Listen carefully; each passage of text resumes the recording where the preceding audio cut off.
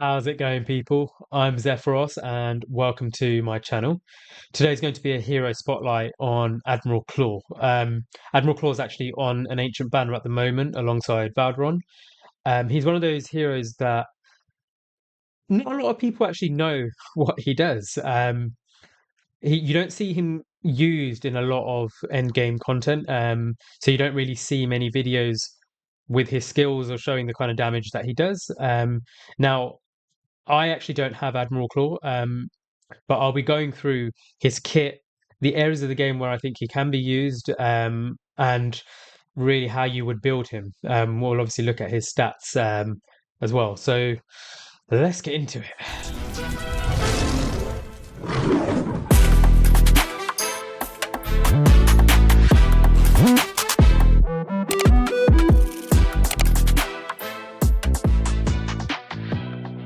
Right, so because I've not pulled Admiral Claw, I will be showing you his skills in the gallery. Um, he's incidentally actually the only ancient exclusive hero I haven't pulled. So as you can see, I've got all the Chaos Dominion heroes and I've got all the arbiters, right? So with Admiral Claw, first let's talk about his aesthetic, right? So I don't know about you guys, right? But I'm not that keen on his whole aesthetic. So I can't pinpoint what it is, right? But something just feels off. And I don't know what it is. I really don't know. I don't know if it's just like the purpleness of his skin not really matching the vibe you'd expect with a chaotic hero like him. I don't know if that's just me. Like I love the whole carrying the cannon on him on his shoulder, the bloodied hands and things. I love that. I think it's just the purplish skin, I think, because it just doesn't seem to marry up. Like if you look at all the other chaoses, Giselle is a trash unit, right? But she still looks cool. Like she's got that goth vampire vibe going on, the dual blades. She's got a really cool vibe, and it kind of all goes. Valdron, incredible, like incredible looking hero. Like just looks insane. Even like your Ligarus, your Sargak looks awesome. Even Cornelian looks cool. Even Kaida, like he's just different. He looks interesting, right? But I don't know what it is. Something just seems pretty underwhelming about his whole aesthetic. But yeah, that aside, let's get into his kit now, right? So we'll start off his talent. So increases penetration by 5% for every 10% loss of HP up to 30%. So he's a chaotic unit, so that's quite expected, right? They're designed to kind of lower their own HP. Most of them are anyway. So it just means that as his HP drops, he gets a higher level of penetration, right? So up to 15%, which is actually pretty decent, right? His A1 prioritizes enemies within one tile. So this isn't actually his full range, just so you know, right? His full range at max level is that arrogance Zillitu kind of range, okay? Um, so pulls one enemy, prioritize enemy, sorry, within one tile of him, dealing 100% damage. That will go up to 120% if you skill it up. And then he'll do a bit of splash damage, so 25% to two other enemies nearby as well. If there isn't anyone within one target, he will do this attack where he basically chains them, pulls them in, and he'll do a temporary stun to start with. Right, so he will do this stun when he's been like kind of closer to when he's been deployed. But eventually, what happens after 30 attacks, basically, so every three attacks, he will go into this Bloodstorm Annihilator mode, which basically increases his attack, but increases also makes his attacks longer. So the gap between each attack becomes longer. So it's almost like it negates attack speed, which I find really weird. Um, But when he's in this mode, Soul Lasher actually removes the stun.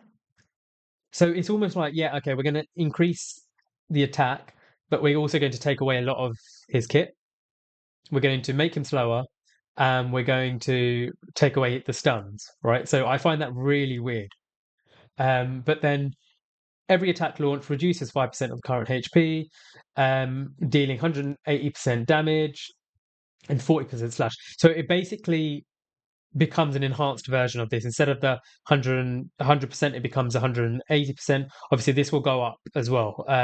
All of these damages will go up to like 200%. So it basically just doubles his basic attack after those 30 initial attacks. But at the same time, it's slowing him down and also removing the stuns. So yeah, not great. His ultimate, basically like arrogance, like Zilla 2, it increases the range to that almost like that marksman range of the 4x3. Um, and what it will do is it'll pull them all back into his normal range and then do like a big AoE hit.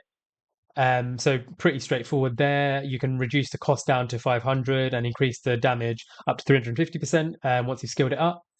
And then finally, when in Bloodstorm Annihilator mode, increases damage to enemies whose HP is below 30% by 20%. So when they're nearly dead, he will basically increase his damage. This will actually increase. You can increase the threshold to 40% and increase the damage to 30%. So HP below 40%, he'll now do 30% extra damage, right? So quite situational because again, that kind of skill doesn't apply to a boss if their HP is not reducing, right? So it's a bit meh as a skill. This really annoys me. The kind of almost nerfing his kit. His kit is nerfed within his own skill set, which I find really, really weird, especially on an ancient exclusive hero. And then finally, he's got this arena kind of passive, which is attack range increases in arena. Now, I don't actually know how much this increases, but I don't have him to test this, right? But it doesn't say what. Just show what the range is increased to. I don't get why you wouldn't put that there, right? But yeah, that's what it is, right? So 18 cost, your standard 2 block. Now, when you look at his skills, or sorry, his attributes or his kind of stats, this is what really annoys me about Admiral Claw, right? He's got a base HP of 17.5k HP. That is so rubbish for a Chaos unit. I'll show you the other units, right? So bearing in mind, right, his whole kit is based on pulling people in towards him, which means that they're going to be attacking him. His own kit after 30 attacks, the one thing that might help him where he's putting stuns out, he removes that. That gets nerfed out of his kit after 30 attacks, right? So he's on 17.5k base attack. Compare him to another ancient hero in Thalon. Thalon's kit is designed. He throws Gungnir, the spear, away from him, and that drags heroes towards Gungnir away from him. So his kit is designed to stop people hitting him, right? And he's still got higher base HP. What? It makes no sense. Why would the guy who's one reducing his own HP as part of his kit, and two drawing people in to hit him more? Why would he have the lower HP? It make it make sense. I don't understand that, right? So I think that is just really stupid, and that is a massive, massive, massive limiting factor with Admiral Claw. Keeping him alive is just really difficult, right? The next thing that annoys me with Admiral Claw, his awakenings, right? So his first one, when you look at Admiral Claw's base stats, right? They're not that great. His base attack is 4.9k, right? You can obviously increase that with awakenings to 5.2, but for a ground-based attacker, that is pretty low. Look at oh,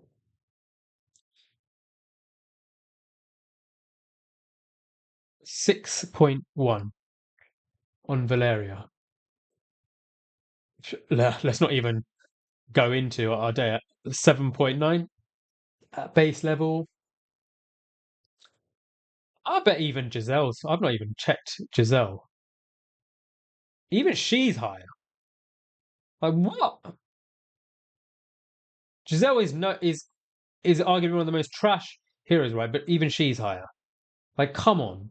That's his attack is almost like a magic based attack for a fighter. It's just not good enough, right? So obviously you can increase it a little bit, but at least it helps because obviously he does get a little bit of penetration. So it kind of you do get it, you can get away with it a little bit.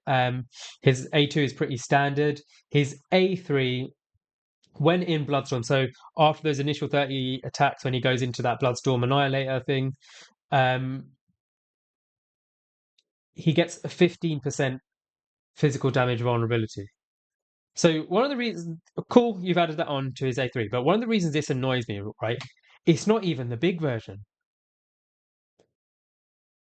This is his A3. You need to have pulled him 4 times to get this, right? His A3 is, if you look at Valeria, in her A0 kit, in her base kit, she adds a 20% vulnerability. And she does this pretty consistently as well, right? So why is his A3 the smaller version?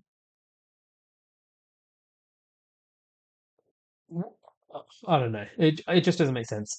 A4 pretty standard, just adds a bit of penetration. Obviously goes in well with his kit. And then this one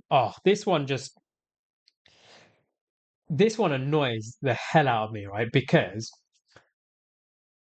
when in Bloodstorm Annihilator mode, the attack interval doesn't increase. So what they're saying is the nerf that they built into his kit, that A5 just gets rid of it. So in Bloodstorm Annihilator, increases attack by 20%, but also increases attack interval. That attack interval increase doesn't happen. Your your A5 or any awakening shouldn't just be getting rid of a nerf that you've built into the kit.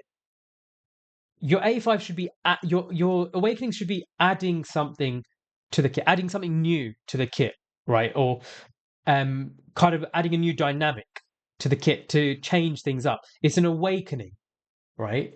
It shouldn't be it shouldn't be removing a nerf that you put. For me, it's just like lazy skill development. Like the developers have just been lazy with the skill designs. That's how I see it, right? It just the other hero they do it to that it really annoys the hell out of me, right? Is with Crack. He has this thing in his ultimate where after he does his ultimate, he has a chance to misfire, which basically reduces his raid regen.